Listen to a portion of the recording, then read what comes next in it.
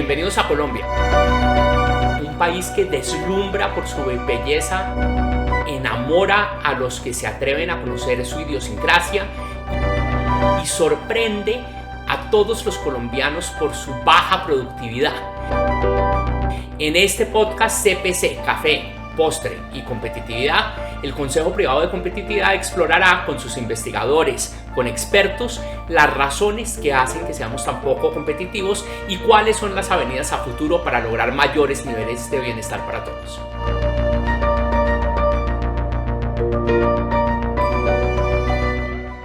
Bueno, bienvenidos a este nuevo episodio del podcast del CPC, Café, Postre y Competitividad. Hoy tenemos una conversación muy especial con Ana Fernanda Mayhuasca, el presidente del CPC, y conmigo. Y vamos a contarles un poco del Informe Nacional de Competitividad, que pronto lo lanzamos. Ahorita Ana Fernanda les cuenta cuándo, dónde, todo eso. Pero entonces, Ana Fer, empecemos contándole a la gente, recordándole qué es el INC. Entonces, el Informe Nacional de Competitividad es como la columna vertebral que sostiene al Consejo Privado de Competitividad, porque la razón, o más vale que la razón, lo que nosotros podemos entregar en términos de recomendaciones, de las cosas que pensamos en política pública, en qué deberíamos estar haciendo en el área académica, qué cambios tenemos que hacer en el sector productivo, etcétera, donde todo lo plasmamos, lo pensamos y lo producimos, es el Informe Nacional de Competitividad. Es un documento muy extenso que tenemos dividido a lo largo de 15 capítulos, que para nosotros es la manera en que hemos pensado en esos 15 pilares, llamémoslos así, y de pronto Daniel nos cuenta ahorita, está muy inspirado en una metodología original del Foro Económico Mundial, que piensa en eso, como en las áreas de la sociedad que tienen que estar bien estructuradas para que la economía pueda ser más productiva. Y nosotros cada año, en cada uno de los capítulos, vamos a volver a pensar en los problemas que tenemos y en la manera en que podemos transformarlos. Y desde hace 4 años, 3 años, Dani, 4, no sé si adicionalmente, pero parte de lo que quisimos hacer es que cada año íbamos a escribir una separata, íbamos a pensar en un tema envolvente, en una reflexión que además normalmente viene, no sé cómo llamarlo, no del ámbito propio de la economía o de estas cosas. De alguna otra área del conocimiento, ¿no? Sí, y como de aquellas cosas que de pronto les ponemos menos atención.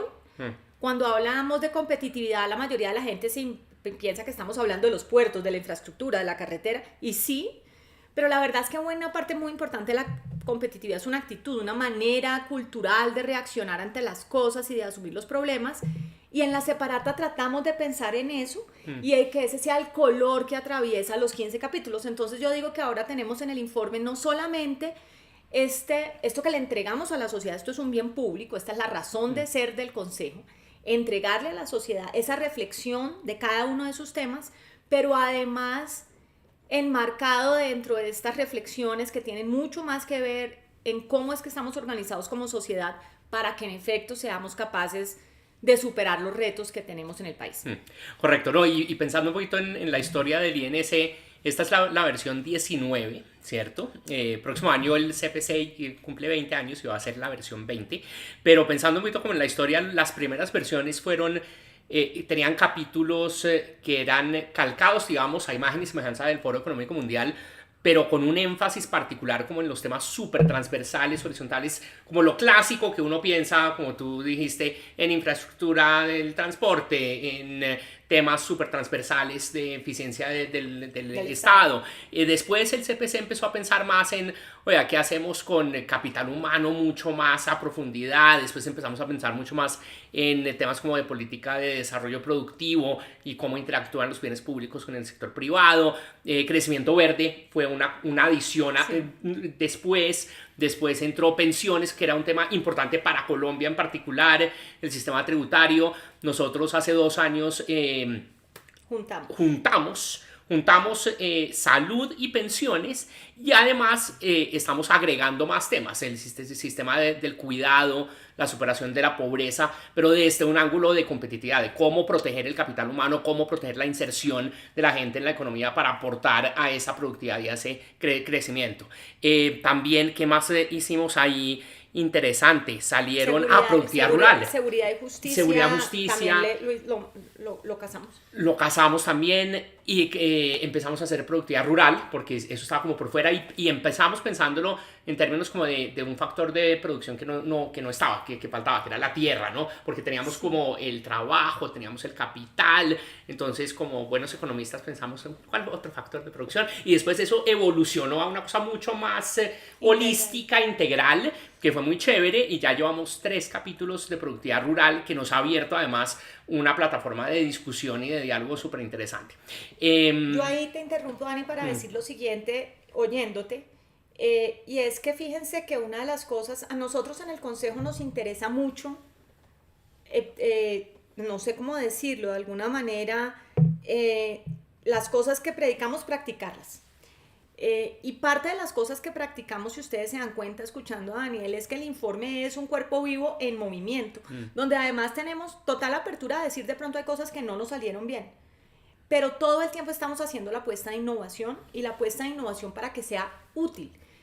No teníamos productividad rural, probablemente llegamos de esta aproximación economista de los factores de producción, pero muy rápidamente dijimos, es que el reto de transformación tanto de bienes públicos como de mentalidad privada para el mundo rural es distinto que el que estamos atacando, llamémoslo así, pues en este otro mundo urbano, industrial y de servicios. Y teníamos un enfoque muy urbano. Y eso había que recogerlo. Entonces, parte de las cosas que a mí me parecen más bonitas del informe, de trabajar en el Consejo y de tener gente que trabaje con nosotros en el Consejo, es que difícilmente estamos en un entorno formulaico, porque aquí todos tenemos un espacio de todo el tiempo estar creando y pensando qué cosa nueva necesita la sociedad para que nosotros le entreguemos en términos de recomendaciones e ideas diferentes para ser más competitivos. Sí, otra innovación interesante que va por esa línea es que antes hace 20 años o cuando empezaron,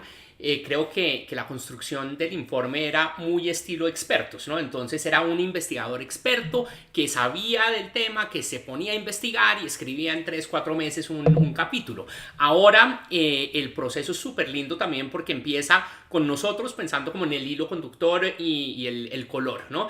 Y luego tenemos una reunión interna nosotros diciendo, bueno, nos gusta ese hilo conductor, y luego tenemos unos kick-off meetings, los COMs, que es una sesión como de lluvia de ideas básicamente, donde invitamos gente del mundo empresarial, académico, del gobierno, de todas las regiones, expertos de multilaterales, todos los amigos CPC, digamos, para dialogar sobre qué deberíamos cubrir en el capítulo de ese año, cómo lo enfocamos, cuáles son las preguntas nuevas, y ahí empieza un proceso que empieza en febrero, termina en noviembre cada año, pero es todo el año básicamente como dialogando con mucha gente para sacar ideas. Y yo creo que de nuevo, Daniel, volviendo a la idea de que nosotros nos gusta practicar las cosas que predicamos, yo creo que en general, sobre todo los economistas, venimos de una tradición donde el experto se siente de alguna manera, pontifica, etcétera, pero lo cierto es que ni tenemos la verdad revelada, ni tenemos por qué tenerla,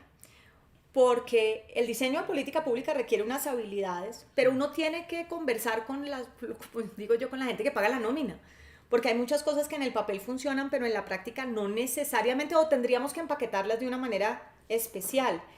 Hay cosas que estuvimos en Manizales esta semana lanzando el índice de competitividad de ciudades, y el alcalde, yo creo que con mucho tino, nos decía, es que la manera en que están organizadas las cuentas funciona para Bogotá quizá, pero no necesariamente para una ciudad como Manizales u otras. Entonces, escuchar personas que vienen de las regiones, personas que vienen de las empresas, personas que le han dedicado su vida a pensar en los temas y además nos pueden ilustrar con aquellas ideas que de pronto la idea es buena, pero nosotros no sabemos que eso ya se intentó hace 35 años y fracasó por A, B o C motivos. Entonces, una de las cosas que a mí me gusta más del proceso es que en los kick-off meetings y en el tejido que vamos uniendo a lo largo de la producción del informe, estamos enriqueciendo esas visiones, pero también poniendo en práctica una cosa en la que creemos, y es que el enfoque sistémico, el tener muchas visiones en la mesa y de una vez anticiparnos a puntos en los que va a haber que ceder, en los que la óptica de una porción de este diálogo va a estar en desacuerdo con otros, pero tenemos que tener un punto de encuentro.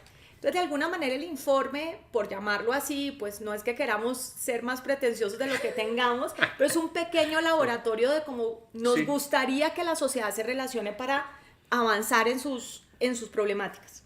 De acuerdo, de acuerdo. No, y ahí mencionas varios punticos, das como pones algunos pointers de hacia dónde que cubrimos, ¿cierto? Entonces, tal vez contémosle a la gente, mencionaste, Ana, lo de las separatas, ¿cierto? Y el hilo conductor. Y un poquito, pues, es un ejercicio plurianual, no solo anual, también aplicamos eso, que también creemos en eso, pero ahí también es plurianual, y hace 4, tú llevas 5 ya informes nacionales de competitividad, creo, ¿cierto? No, yo llevo espera. 4.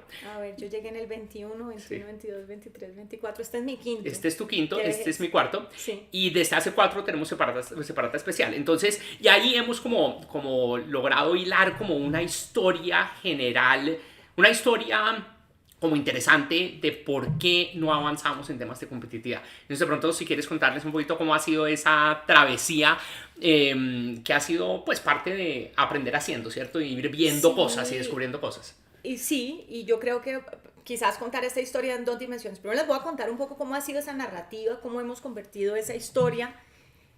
Segundo, les voy a contar por qué creemos que esa historia es útil. Y tercero, aunque dije que iba a hablarlo en 2 partes, un poco por qué creemos que eso es enriquecedor, de nuevo en una manera de un pequeño laboratorio de las cosas que creemos que son útiles para la sociedad. Cuando arrancamos, el primer año, yo, como dice Daniel, yo llevo 5, el primer año yo llegué muy justo para sacar el informe, a mí me da miedo tocar nada, yo voy a dejar eso como está. Que sea ahora éxito como sí, viene siendo. Como viene siendo. Pero después uno va adquiriendo como esa tranquilidad de innovar con el miedo al fracaso, que a mí me parece que es una cosa muy importante. Podríamos estar metiendo la pata.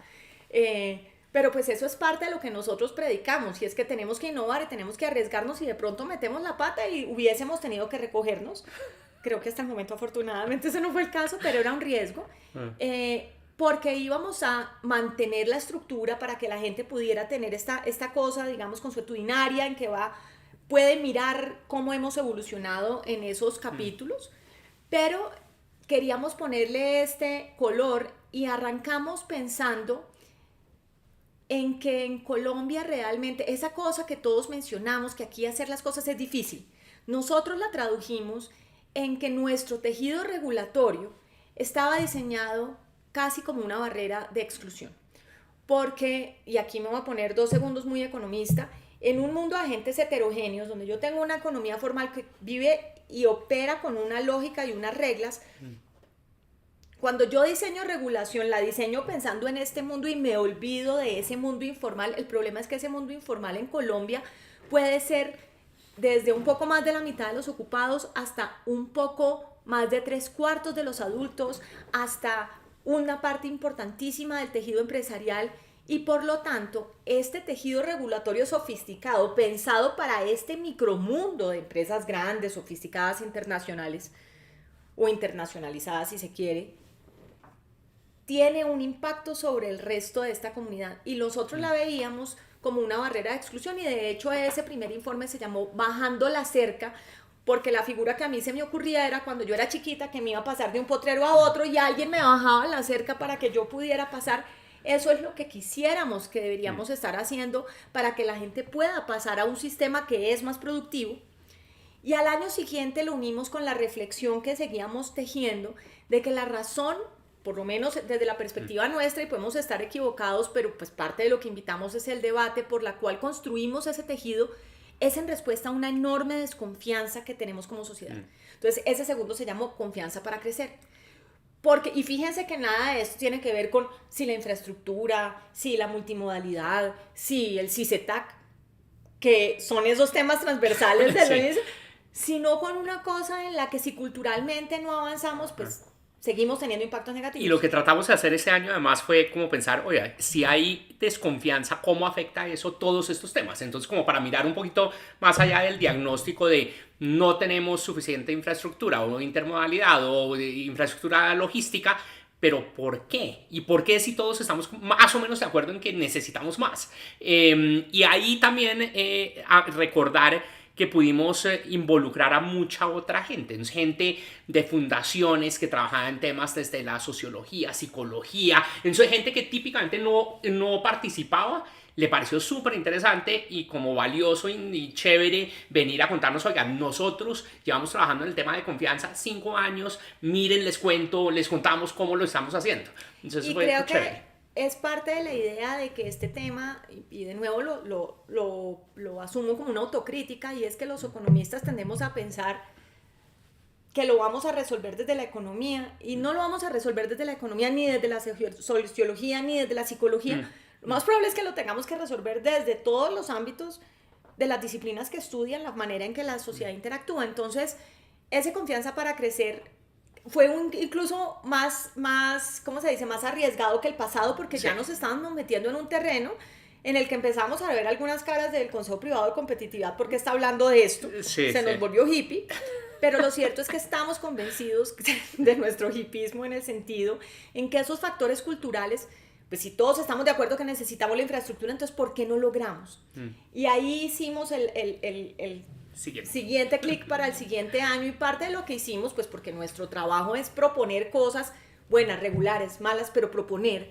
Nosotros dijimos, hay 3 apuestas que creemos que ayudan a construir confianza. Trabajar en procesos, y me acuerdo mucho que lo llamamos la importancia de lo aburrido, porque el proceso, pues eso suena una cosa aburridísima, ¿no? De cómo es que hay que organizarse en la producción, pero resulta que en eso no somos muy buenos en la producción colombiana, y es fundamental para generar confianza, porque si tienes un proceso organizado, tú puedes decir, yo meto 3 huevos, 4 libros de harina, y salen 3 panes, y salen a las 5 de la tarde, que es la hora en que la gente le da hambre, por la tarde de las 11, yo qué sé.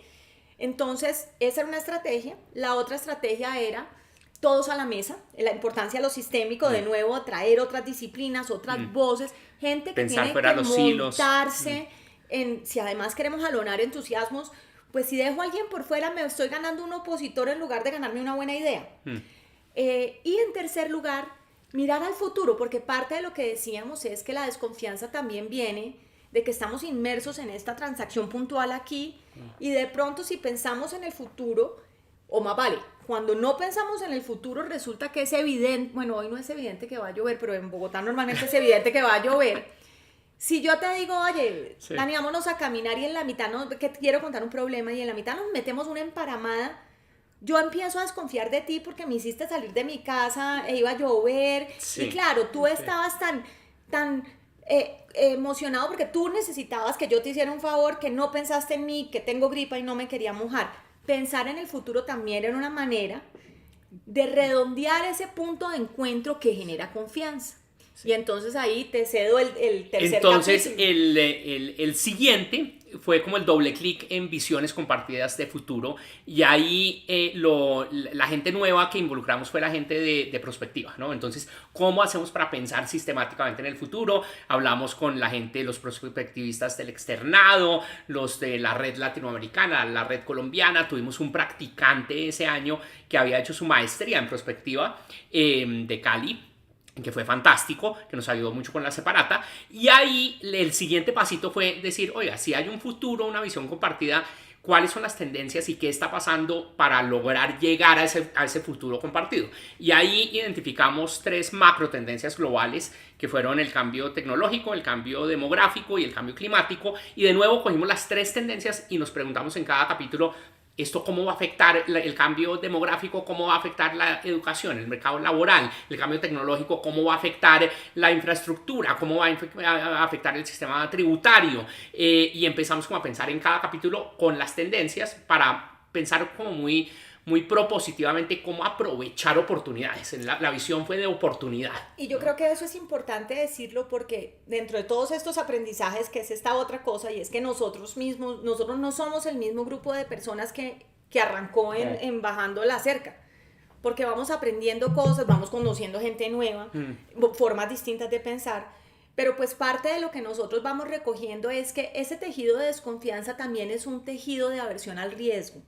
Es un tejido de prefiero no ganar con tal de no perder. Es un tejido de una sociedad que eleva mucho el costo del fracaso. Donde a la gente que le va mal en algo, entonces, si vio, usted por renunciar Si allí estaba con un trabajo, pero... Si estaba bien, ¿para qué Pero hizo como eso? el señorito quería ser importante, yo qué sé. Entonces, de alguna manera, parte de lo que nosotros queríamos era sacar a la gente de ese espacio del miedo, porque ese es un muy mal espacio para crear. Y queríamos mostrarles con apuestas que nosotros se nos fueron ocurriendo y la verdad, yo lo digo con relativo orgullo, no todas venían desde la, llamémoslo así, ciencia, algunas venían del arte, de cómo nos imaginamos que el cambio climático ofrece una oportunidad de crecimiento para Colombia y luego nos fuimos encontrando que la evidencia nos apoyaba, pero lo primero fue el impulso de, ¿no? De salirnos de la caja y decir, ¿cómo podríamos aquí ser más ricos con el cambio climático? Porque esto podría ser bueno para nosotros. Sí, y llevábamos de hecho una cosa que hoy en día les confesamos, yo creo que a mí me da particular, bueno, hay varias cosas que nos dan orgullo, les vamos a chismosear y es como, por ejemplo, nosotros pensamos el tema del informe, lanzamos a mediados de noviembre y a la semana siguiente hacemos como nuestra aquelarre para ver qué nos salió bien, cómo salió mal y antes de cerrar el año ya tenemos una idea para el año siguiente y cuando nosotros creamos Mañana Está, de hecho cuando creamos Confianza para Crecer fue el tema del World Economic Forum del año siguiente. Sí. Y con Mañana Será Más Bonito resultó que cerramos muy contentos de lo que íbamos a hacer en 2025 y todo el mundo empezó a hablar de futurología en el sentido de prospectiva. Sí. Eso y ahí no estamos diciendo que nos estén siguiendo, lo que estamos diciendo es que logramos captar una cosa que es importante y es dónde está en ese momento la sensibilidad del diálogo social, traerlo a oportunidades, a pensar en cosas nuevas y salirnos un poquito de una dinámica en que la gente estaba muy pesimista porque así, esa fue el análisis de perspectiva nuestro fue, vamos a estar en un momento complejo, necesitamos sacar a la gente un poco de esta problemática para que se sueñe con un futuro y la verdad es que con Mañana Será Más Bonito hemos construido cosas pues que a mí me entusiasman mucho, el trabajo que hemos hecho con la Red Pro de Apuestas Productivas está entre otras enmarcado en todo esto. Tal cual. Mucha gente nos oye y nos manda datos, mucha gente nos oye y nos manda los proyectos en los que está trabajando. Entonces hablamos de Altillanura y de repente nos llegan proyectos de cacao, y nos llegan proyectos de frutas exóticas, nos llegan proyectos de limón Tahití, un montón de cosas que nosotros ni siquiera sabíamos que estaban pasando y que yo creo que tenemos esa oportunidad única de darles una ventana para que el país se entusiasme de lo que puede ser. Y creo que así llegamos un poco al de este año. Que lanzamos 11 de noviembre en la EAN en Bogotá, en el Auditorio Orígenes, 8 de la mañana.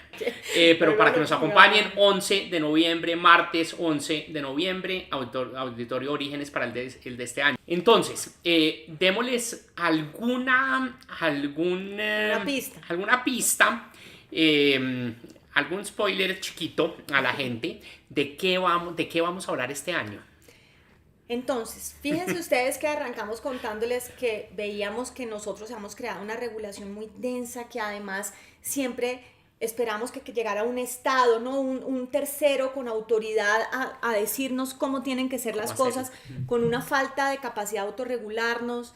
Dijimos, aquí este es un problema de confianza, ¿qué estrategias podemos tener para hacer esto? Mirar hacia el futuro puede ser una de ellas. Bueno, ¿qué podríamos encontrar en ese futuro?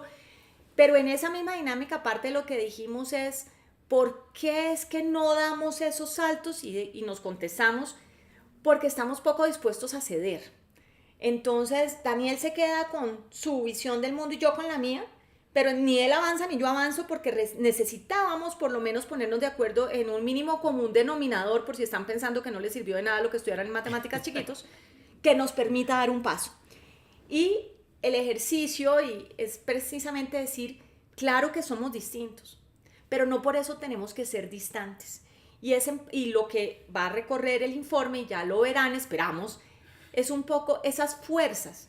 Y aquí trajimos la economía del comportamiento, de nuevo, como dice Dani, todo el tiempo estamos buscando, ¿no, Dani? Como a quién traemos nuevo a la mesa. Estos son economistas, pero raritos, porque están ahí, se juntaron con los psicólogos. Sí. Para tratar de explorar cuáles son esas cosas, esos sesgos cognitivos que nos hacen que no nos movamos. Porque queremos suscitar eso, una reflexión más allá de que si el sistema tributario, pues que sí, que a mí no me gusta el 4 por 1000, ya bueno. Pero ¿por qué es que no logramos avanzar en o Sí. cambiarlo o en hacer cosas que toda la vida hemos dicho que tenemos que hacer distintas. Y de alguna manera lo que queremos es sí invitar, como siempre lo hacemos, desde una perspectiva muy técnica, a ver eso cómo impacta los diferentes capítulos, pero más allá de eso, de alguna manera queremos invitar a todas las personas que nos oigan ese día, después, nos vean en otra presentación, a entenderse parte del problema. Yo sé que el lugar común es que uno debe decir es que queremos ser parte de la solución, pero uno no puede ser parte de la solución si uno no se entiende un poquito parte del problema. Si no vemos dónde están las terquedades mías, dónde están las veces que yo me siento a la mesa y digo formuládicamente, tiene que ser así, si no es así, no se bajan los costos laborales, no. Sí. De pronto hay una salida alternativa. De pronto no, pero a lo mejor tenemos que decir, ¿sabes qué? Una para ti y una para mí.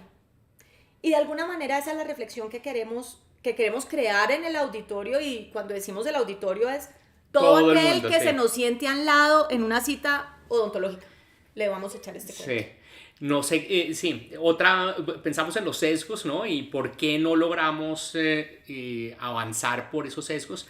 Y lo otro que van a encontrar es una reflexión sobre cómo los sesgos, cuando estamos en grupos de gente que piensa con el mismo sesgo, se vuelven aún peores, ¿no? Sí. Entonces, esa es como la otra reflexión ahí para dejarles la curiosidad. Exacto. Y para Yo que tenía nos- un jefe que decía que él sí oía, que él se enojaba, sí oía y le parecía que tenía más razón y se enojaba más. Iba a estar enojado de todas maneras, ¿no? Sí. Sí, entonces esa es como, y fue bonito porque creo que partimos desde de un punto como acotado de, oiga, pensemos en sesgos y comportamiento.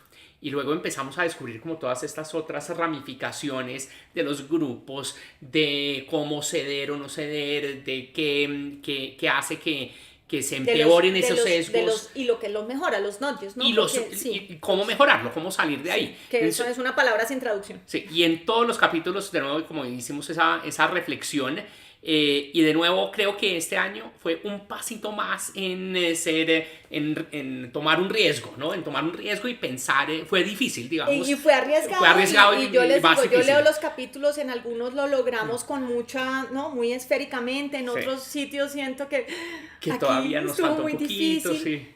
Pero yo creo que este arriesgarnos a fracasar es parte de ese parte del ADN que ejercicio. nosotros desde el Consejo queremos transmitir. Está bien, incluso si fracasamos.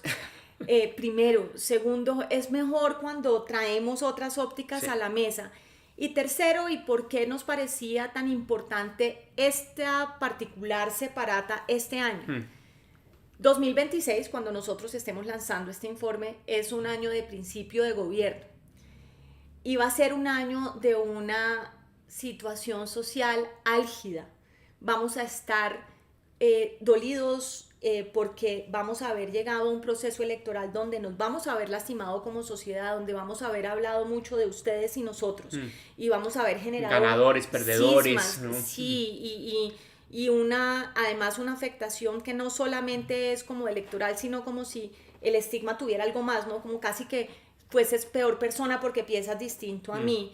Y parte de lo que nosotros queremos es invitar a esta reflexión de reconstituirnos, de poder estar en desacuerdo sin que ello implique que no podamos estar juntos, conversando, y no tenemos que estar de acuerdo, porque parte, en realidad, sí, ahora que recuerdo, parte de lo que dijimos es, ay, ¿saben qué? Esto de que la gente confíe la una en la otra no va a pasar.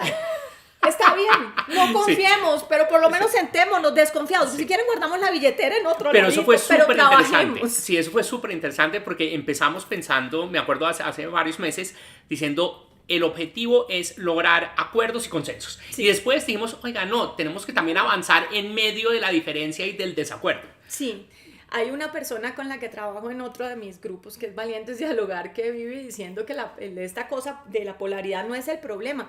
Y yo creo que en efecto no lo es. Tenemos que aprender a vivir más calmados entre la diferencia, pero que eso no nos impida pues movilizarnos, sí. que yo creo que al nos final la paralizamos. palabra que queremos cocinar en este informe es que tenemos que avanzar, entre otras cosas porque se lo debemos a porciones inmensas de la sociedad que están atrapadas en malos resultados de este continuo debate infructuoso en el que estamos atrapados por nuestros sesgos, reforzados, y es una propuesta creativa y ojalá nos critiquen mucho para bien y para mal, pero ojalá reconozcan o se antojen de salirse un poquito de la caja, de tomar riesgos y de invitar a cosas cursis, de invitar a que la gente se siente y opine distinto y no se agite porque la persona le está llevando la contraria y sea capaz de ver si hay un punto donde sin que haya consenso ni acuerdo, pero podemos trabajar ahí sí conjuntamente.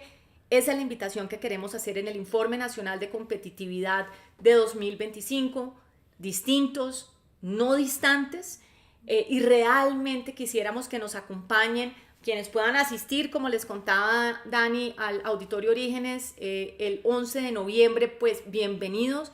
Quienes se quieran conectar, quienes lo quieran ver después el fin de semana cuando salgan a trotar y quieran oírnos, perfecto. Nosotros hacemos un esfuerzo de curar un evento con cosas nuevas, con cosas para pensar distinto. Y traemos este año además una parte importante de propuestas en un proyecto que llevamos, no sé si llamarlo en paralelo, en complemento, que es nuestro proyecto Colombia Progresa 2630, con unas propuestas que hemos elaborado en conjunto con otro grupo de tanques de pensamiento, de nuevo, bajo la premisa de que es mejor si trabajamos juntos.